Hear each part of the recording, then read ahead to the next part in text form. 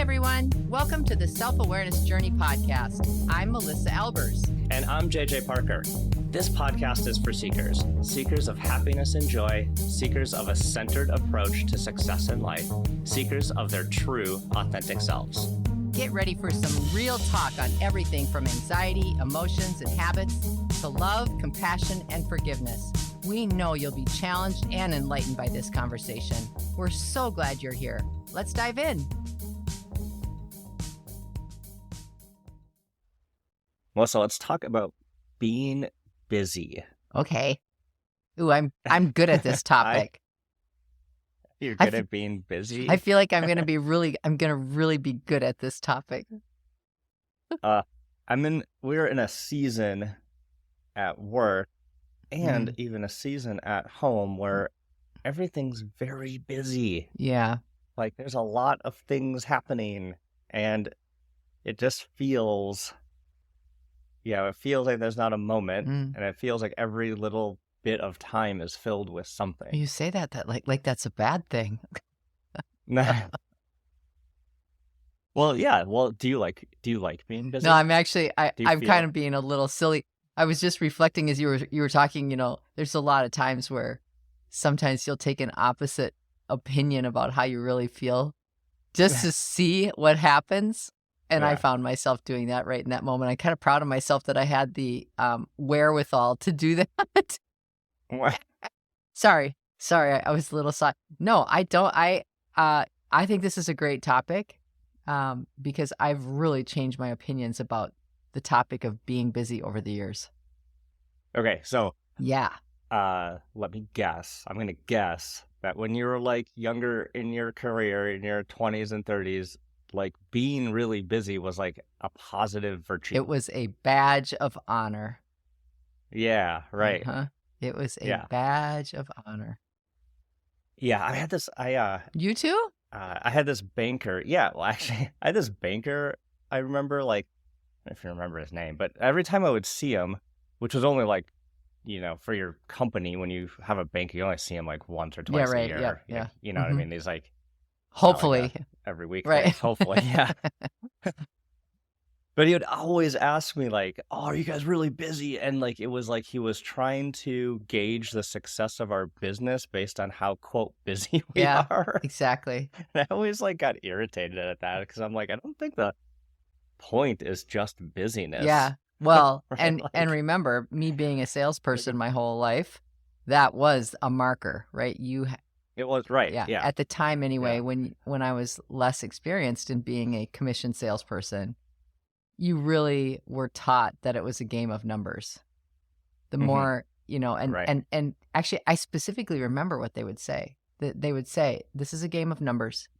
You have to do more to have more. So if you want 10 people to buy from you, the model for that is like, you have to cold call 100 people. And out of those 100 people, 10 of those cold calls will turn into first conversations. Out of those first conversations, 10 out of 10 first conversations, only one of them will come to a second conversation. So that's what they would do. So they would instill in you the fear of God that if you weren't on a full court press 24/7, you were going to fail.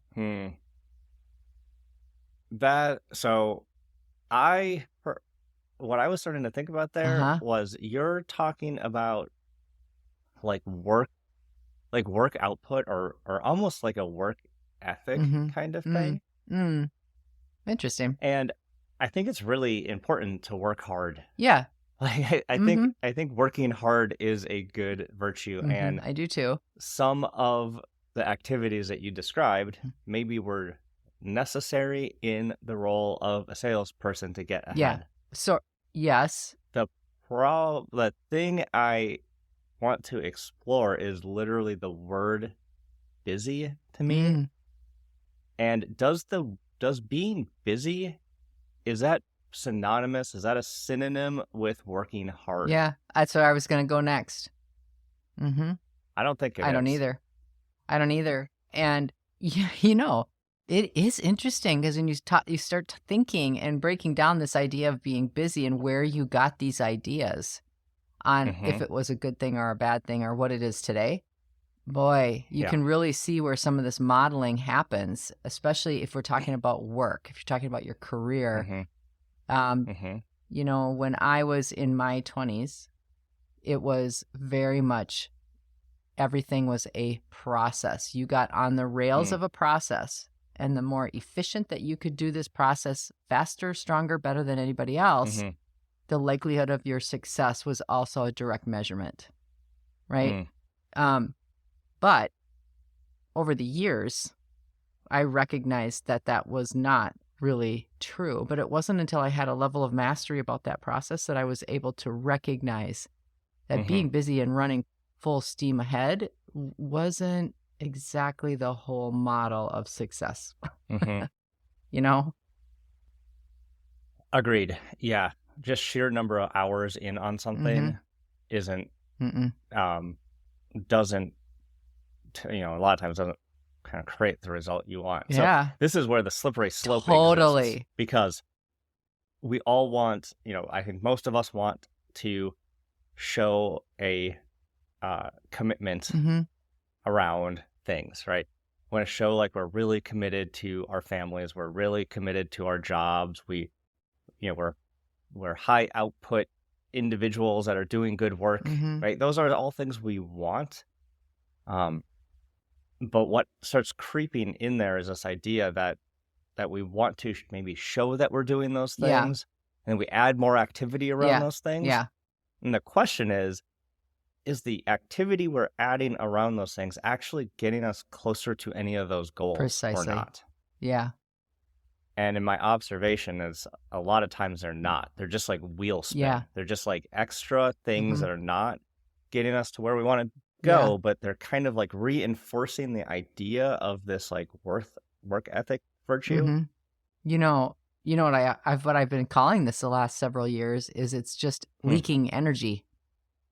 You know, it's just leaking energy. You've ever seen, that's a good phrase, when they show like a spinning wheel or something like that, and how when you do a drop of water in the center of that wheel, if the wheel's spinning only kind of fast, the water distributes onto the wheel everywhere and makes it wet. And yet, if you start thinking about what that looks like when the wheel starts spinning faster and faster, it doesn't matter what you drop on it. It just immediately flies all over. It flings off. Yeah. I feel like that's a little energetically what happens when we are, you know, we're talking specifically about work right now. And I think it's important to make that distinction. Oh my gosh. But this so applies to home. Yeah, but like, hang on, before you go there. I will feel more busy at home than at work most of the time. Exactly. That's what I was going to say is, because I think, you know, this whole topic of being busy, it is very easy to look at the markers of busyness, air quotes, in work and figure out how we got here and if it's really true or not. And I think, like, you know, case in point, today I might have several big thinking projects to do, you know, in my role. And then I may have a few coaching sessions sprinkled in throughout the day. And then I may have a strategic planning conversation with someone within the day. So, you know, very different topics. The ones that are scheduled already, I can't do anything about. That is time that is scheduled, and it is going to happen. But then there are these gaps of time in between that they're thinking times, right? So there may be a 2-hour gap or a 3-hour gap or a 1-hour gap. And I have some stuff that I just need to sit with and think through and make decisions about. And how often, even today, will I create a whole bunch of busyness because I have a whole hour? Okay? Yeah. Right? So pretty soon, I'm doing this, I'm doing that, I'm doing this, I'm so busy right now. And then I'm 10 minutes to the top of the hour, and all of a sudden my head goes down and I just got to get this stuff done. And I think when you're young and you're trying to be, quote, productive, it's even more so that way, you know? And I don't know, you made a comment that, you know, this is what we all want. We all want to be these things. You know, we all want to be the descriptions that you used, you know, that our family is priority, that we all, I can't remember all the things that you said, but the first thing that was running through my mind as you were saying that was, But is that true of all generational belief structures right now? Oh yeah, I did that was kind of like a stereotype. Oh, but yeah, I mean, but no judgment. But isn't that interesting? Because that came from the core belief of what you feel is being, is that busyness is a marker of the successful places that you mentioned. Yeah. Well, yeah. So this is when I was reflecting on this myself. Yeah. Like, I was thinking like what do I do, or like what is an indication to someone else that I'm filling my time with like busy work? Oh. Like, I'm scared to ask myself. It in myself. Yes. Right? Or like, can I see it in myself? Like, how do I know, or what feelings am I able to like become a little bit more aware about to know like, am I actually doing my like things I should be doing, or am I just literally filling my time with other things for some reason? And then what is that reason? Interesting. So I definitely do this. Like, I definitely know when I get a little spooled up, when I start getting like, like anxious, or I'm gonna like avoid something. I need to avoid.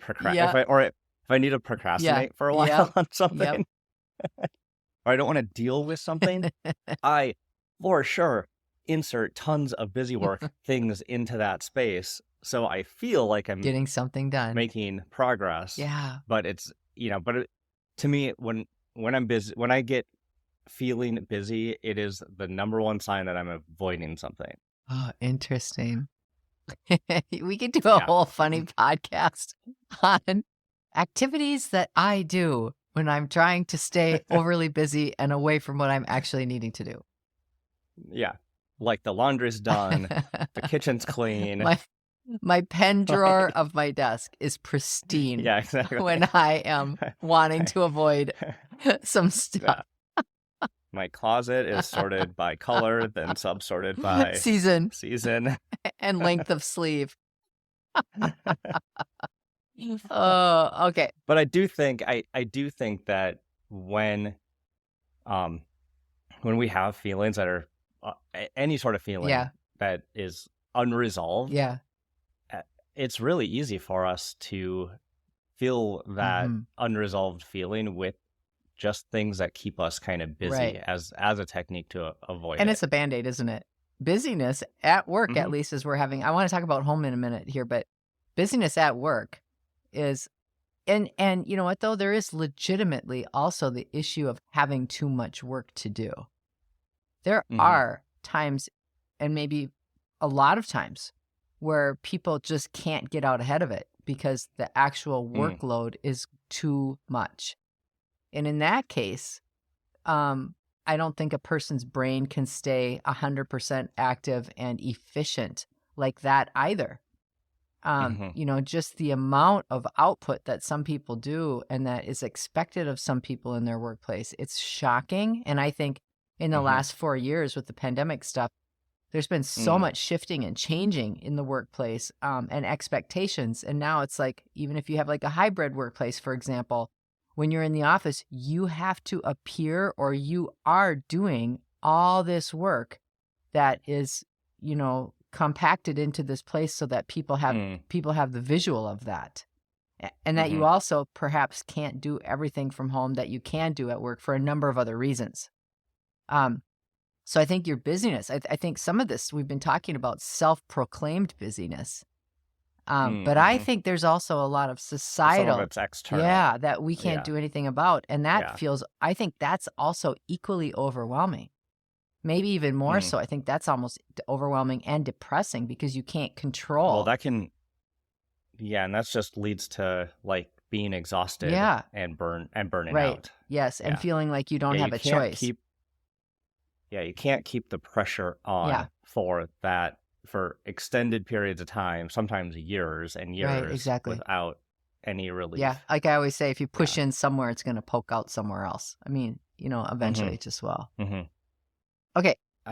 I like bridging the work busyness to home Yeah. life, I find that when I'm really busy at work, I get really kind of like psychopathically busy at home. It leaks over somehow. It's like I get in this like really frenzy at work, Yeah. like frenetic, almost frenetic energy, Yeah. and then I just bring that energy home and leak it all over home.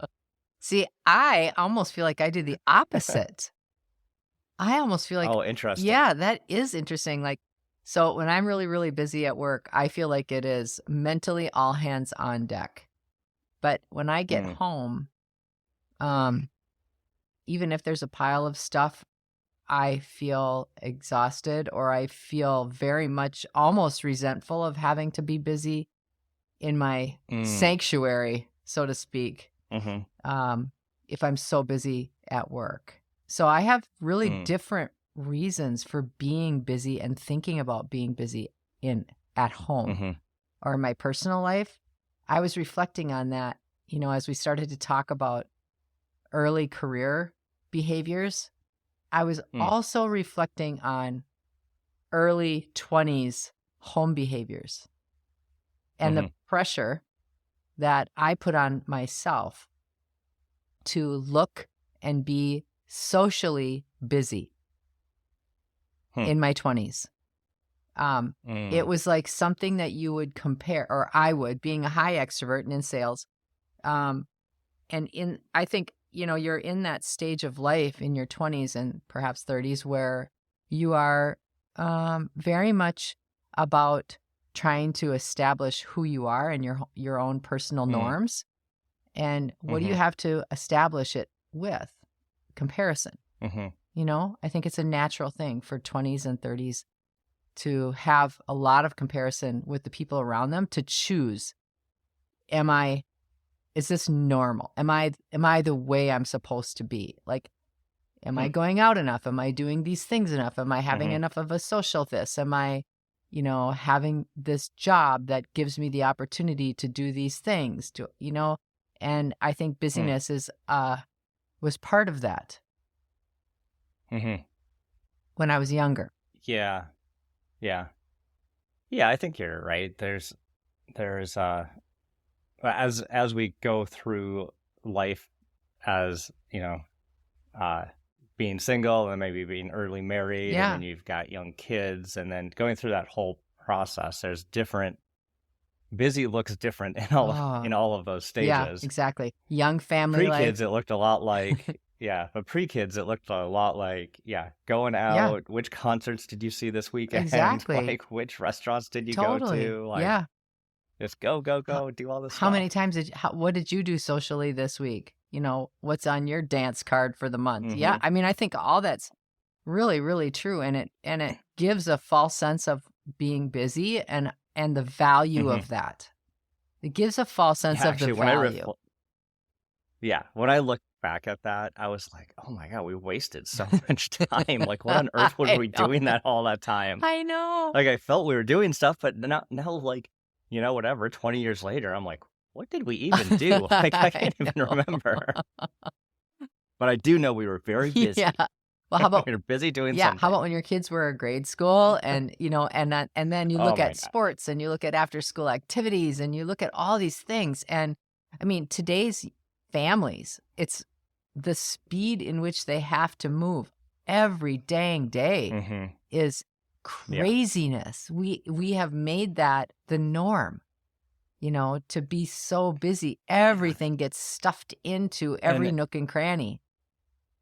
Right. And that's like, that is what you're saying right there is, to me, the best example of making a choice around busyness is when you've got kids, and then you can fill that time with like different sports, right? Different activities. And you just start kind of putting your kids in all this stuff. Yeah. Or your kids. Because it feels, they want to be in it, or you want to put them in it, or, but you just get yourself wrapped into this environment where, like, the schedule, you've got the home calendar, and it's like work, dinner, activity, boom, boom, boom, boom, boom. Drop child X off for this. Pick child Z up for bath that. time to bedtime. And then it's like an absolute scheduling nightmare. And everyone's going every single direction every night of the week. And then I'd always ask, like, for what? Well, you know what's interesting though? Why? Here's what's interesting. Your assessment is 100% accurate. But you know what else I was just reflecting on? As our kids go through this with us, and we have become these families. I know I certainly was the matriarch of a family that was doing this. It's like, okay, Megan has soccer practice at this, and then throw food in the back because then we have to pick Mitchell up, and then we have to go do this, and then drop them off to go and do this. Your kids get used to that as well. Your kids get used to this frenetic pace. And then I'll tell you, if your kids are good at something, if your kids are good at a sport that we're talking about, guess what? Your input and the things that are expected of you now amp up even more. So you're even busier. So you are you rewarded? Is it being rewarded? Or are you not being rewarded for being really, really good at doing these things and producing and children producing these high levels of output? And then you just get more and more busy. So then if there's an afternoon that is unscheduled, nobody knows what to do. Yeah, right. Nobody knows what to do. It's like, well, we don't have anything scheduled. What's on the calendar? Nothing. What do you mean nothing? Well, you know what we should do? We should fill that. We should fill that with something. We should call so-and-so. We should go do this. We don't get to do this enough. Let's fill this quiet little space with more. Yeah. Because now our bodies, our minds, our emotions are used to this crazy, busy pace. Yep. Well, when our kids were young, luckily we were lazy parents and our kids were untalented. So we had plenty of free time. Whatever. We actually did make, was it, well, okay, I was going to say this is a conscious choice. I think it was like some default thing that happened, but like our kids were never really in organized sports as when they were little, like in elementary school. They never really wanted to be in it. We never pushed them to be in it. The first organized sport that any of our kids ever did was when when our oldest was in he was like in 8th grade or something. I remember that. He wanted to join baseball. I remember that. Right? Yes. And I had to be the baseball coach. Wait. Oh, okay, that's the wrong word. You did not have to be. You chose to be. You chose to be. And I remember the day you told me that. The only way my kid was going to have a baseball experience was he signed up for baseball, and then I sent an email. Yeah. There's no coach unless someone volunteers to be the coach. We're going to cancel this. I remember. I was like, crap. I remember that, and I remember. I looked up baseball on Wikipedia to figure out how it worked. Was Amber also the wasn't she the manager? Yeah. That's what I thought. Yeah.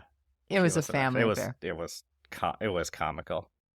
Bless your heart. But when our kids were younger, we did not wrap ourselves up in all of the organized sports and running here and there, and we did purposely try to get a lot more down, like free time or downtime. I remember you did that. Less dependent on that schedule. Yeah. Who knows if that was like the right choice? Well, yeah, I don't think there's any judgment in any of this discussion. You know, it just is. But we'd watch like our neighbors and friends running around like crazy all the time with youth sports, and we're like, yeah, I don't want to do that. Right. So yeah, but it is interesting if you just look at the nature of busyness and the root of busyness. You know, sometimes it is just because there's a lot going on. You know, just because you do have a big job. You know, sometimes it is just because you've chosen a career in which there's just a lot of moving parts all the time. And other times... So you might need to counterbalance that at home like you do, right? Yeah. You, on purpose, make sure that your home life, your personal life isn't super busy because you have a very busy work life. Yeah. I mean, but I do think that this whole idea of being busy has gotten its own legs. I think it's, you know... Yeah. It's just taken over. The opposite of that just real quick, the opposite of Mm-hmm. that is being too busy at home because you actually don't have busyness at work. Or you'd maybe, like if you're a stay-at-home parent, Exactly. the evening busyness might be your jam, Right? Like it's kind of boring during the day. All the kids are at school. Now I get to engage in like a whole frenzy of activity, which is actually really rewarding. Yeah. Right. Yep. The key is to make sure the spouses and partners in that situation are aligned in that goal, because if I'm really busy at work and then we have to kick into high gear for the rest of the evening, right. but I need to be a break, but my spouse wants to that's showtime, that misalignment causes all sorts of ruckus. Oh boy, does it ever. Yep, it sure does. Yeah, I just think it's interesting to explore your own level of busyness and what the root of it is. I mean, I think that's really what this is for me, is like understanding what the root of your busyness is. And is it a practical decision? Is it a season? Or is it an unaware choice that you have continued to make? Because what ends up happening if you spend too much time unaware, keeping yourself at this frenetic pace, you become sad. You become sad. It becomes too much. I agree. Yeah. So just being aware, just having an awareness about that, taking an inventory, I think is really helpful. All right. Clear your calendar. Sit around. So you can fill it with other stuff. Did you enjoy this episode? Please go to your favorite podcast platform to subscribe, rate, and leave a review so others can discover it as well. Growing self-awareness is a lifelong journey, and there's always further to go. And it's better when we're all in it together. Please think of someone you know who could benefit from hearing today's conversation and share this episode with them. We can't thank you enough for listening. Until next time, happy exploring, seekers.